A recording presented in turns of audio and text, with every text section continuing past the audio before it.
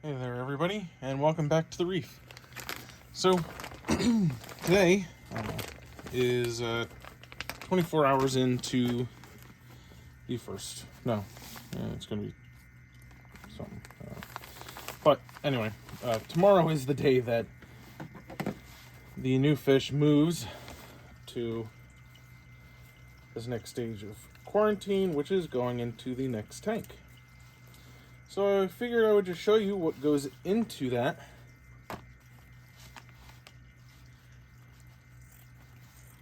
So I cut a little poly filter, not that it's really needed, but I like to do it anyway.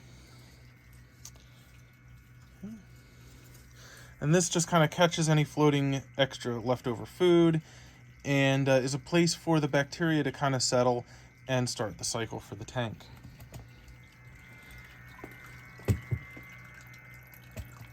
Our Midas Blenny is in that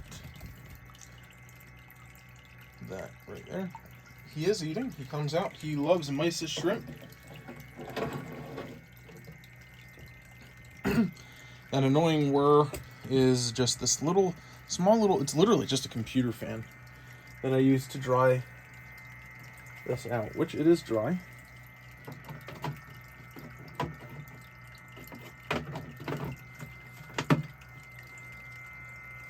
So we'll move you out of the way.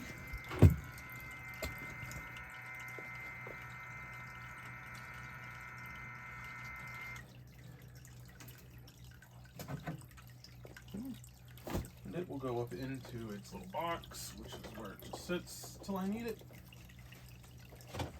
Do I have? I do not have water.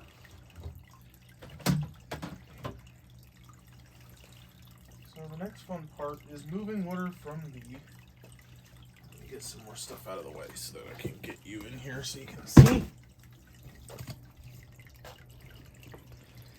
It's moving water from the fresh to the saltwater mixing side. Yes, that bucket, the saltwater side, the mixing side, needs to be washed. It desperately needs to be scrub-dubbed.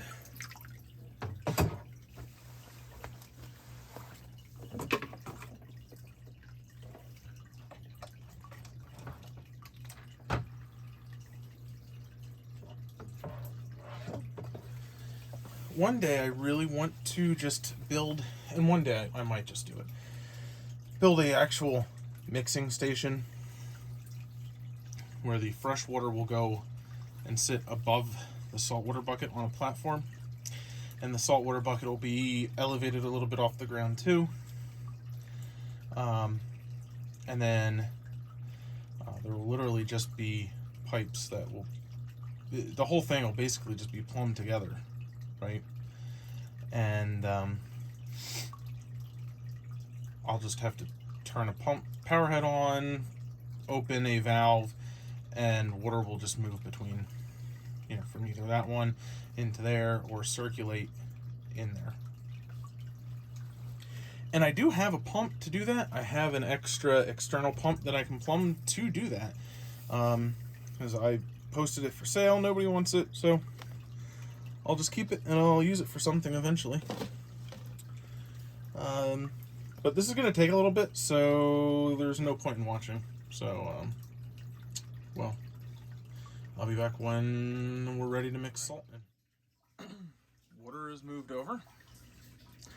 Now it's time to mix in salt. I'll be right back. I just gotta go clean a pump off quick. So I got one of the old pumps that I had as the circulating pump, the power head for the tank. Cleaned it up. Now it's going to be mixing our salt water. So the salt comes either in big bags that you have to cut open and then use, or it comes in these buckets. This bucket says that it makes 180 gallons. I don't think so. I think it's a little off, but whatever. So it's a half a cup per gallon of water. Now, this wasn't completely empty, so you can always add more salt. It's easier to add more salt than it is to sometimes add more water, especially if you're pretty close to being full in that container. So I start off with 10 scoops.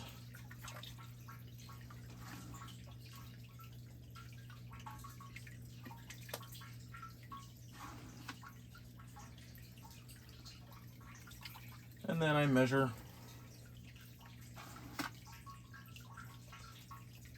the salinity, see where we're at.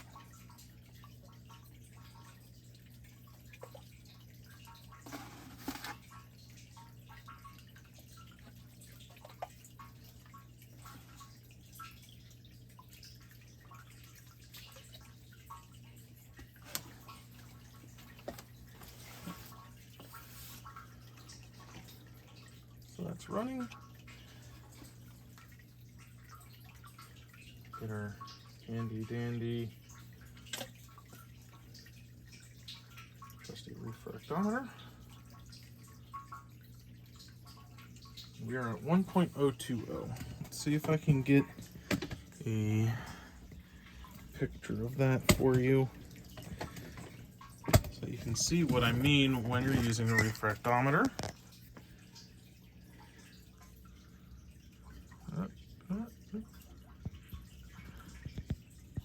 So you want to hold it at the brightest light of the sun. And where that blue line is your salinity. So as you saw in there, we're at like 1.020. We want to be at 1.025.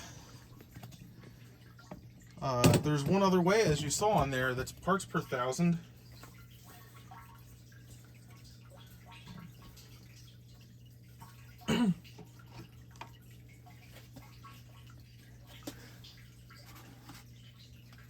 It's just two different ways to measure essentially the same thing.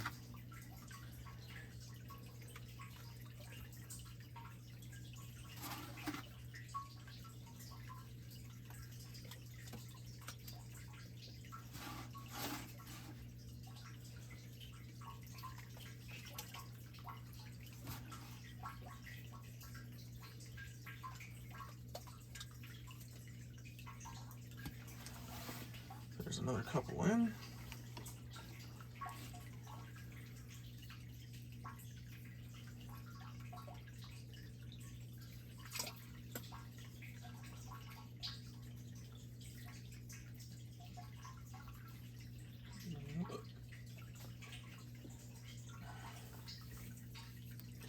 We're at 1.023.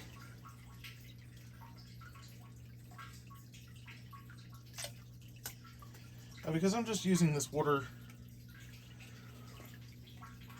for the quarantine process, I'm going to try and get it so that it's spot on with the salinity of the water that's in the current tank. So I think one more scoop will do it here.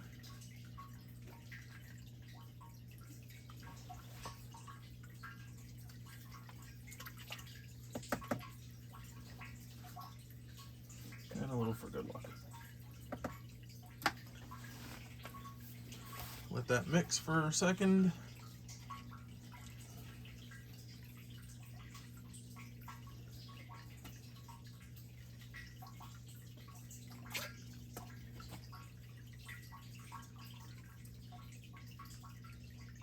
Perfect. 1.025.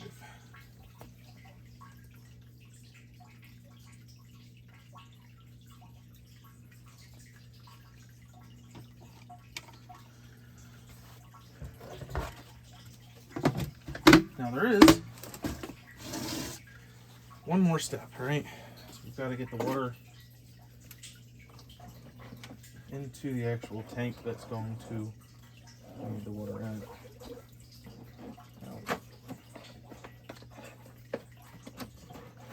Now you see how this is can kind of get to be a pain in the ass here. Okay. So I literally have to bring it bring it over.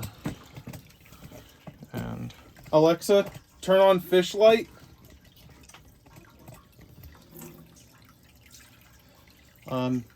I know it's not to a light, but that's what that switch is named. I have had a couple floods because I've said something that is close to that phrase, and Alexa turns it on. Literally, I was in the other room one day, and I hear this water flowing. And I come in, and it's the whole floor is just a lake. And luckily,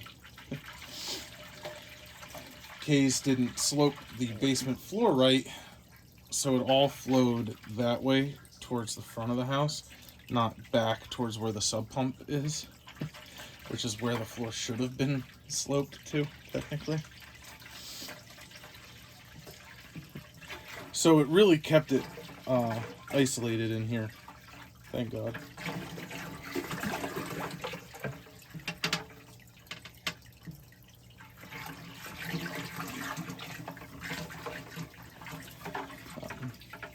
So to go over the quarantine process again, so he was in here for 3 days. Well, actually,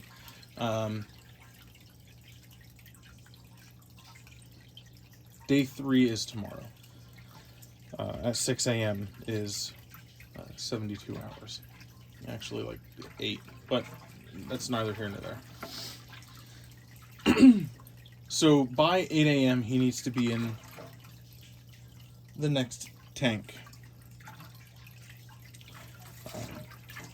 The life cycle of the trophonts of the marine ick and marine velvet lasts about, the cycle is 3 days. So, you switch them around 3 times. That makes sure that any that have broken through the last couple or get transferred over are done.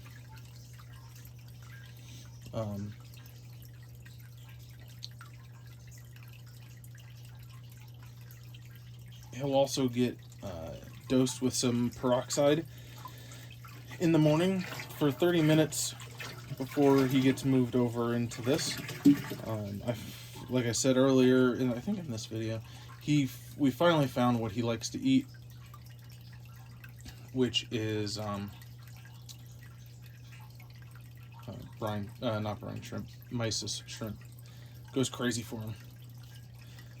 So he is active. I thought for the first day he literally did not come out at all, which is not completely unheard of. It's not unnatural. He's very freaked out with, being pulled out of a tank that he was in, bagged up, driven here.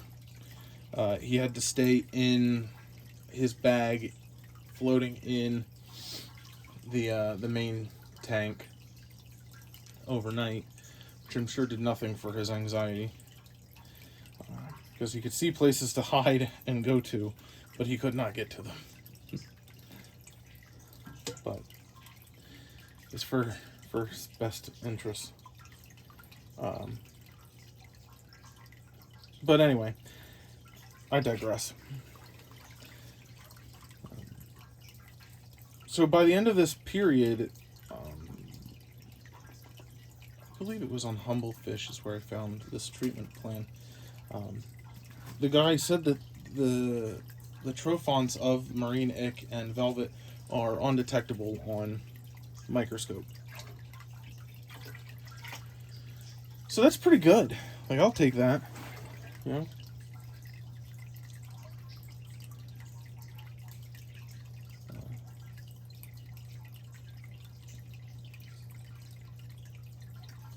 As he went in Sunday morning, so Monday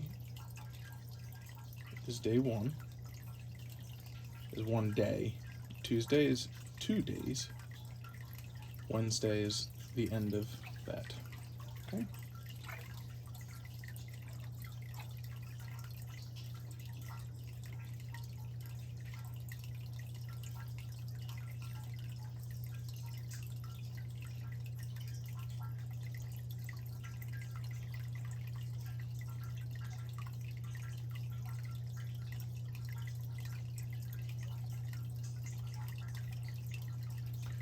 Well, I'm going to finish this so you don't have to watch me fill a tank of water. And I'll be back when it's done. All right, so the tank is filled. Next up is plugging in the life support for this tank,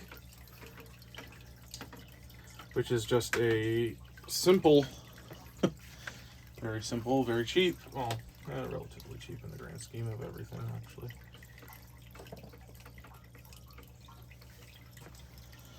A little 100-watt heater, because you don't really need anything bigger than that. It heats the water to where it needs to be, and that's all you need it to be at, you know? And I will also get the hang on the back filter, circulating the water.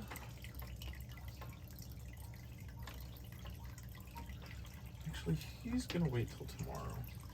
I'll get the power head, which is just a small little guy from Seche.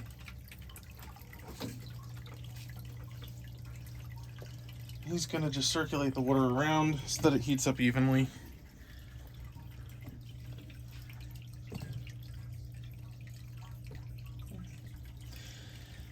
And that'll hopefully be heated up by tomorrow morning. And it should, anyway. But that is basically what I did for the fish today. I fed them, all of them. Alexa, turn off fish room. Okay. Yeah, I know. Fish room being the actual light is kind of stupid, but it is what it is. I'm gonna have to test our water tomorrow because we've got what looks like cyano again. Now, the only thought in mind that pops up is that our nitrate and phosphate bottomed out again, or one of the two bottomed out, causing this imbalance that's allowing for the icky goops to grow. Because nothing else has changed in the tank. I cleaned the pumps, but they went in the same spot. And that was, heck, that had to be a week ago now. So there's no change in the tank. Other than I fed maybe a little bit less than what I was before. So that's the only thing I can think of, is that the nitrate or phosphate bottomed out and it allowed this to take hold again. But, so I'll test that. I'm still waiting for our ICP test to be done. But I hope you enjoy. Don't forget to leave a like, and I'll see you tomorrow.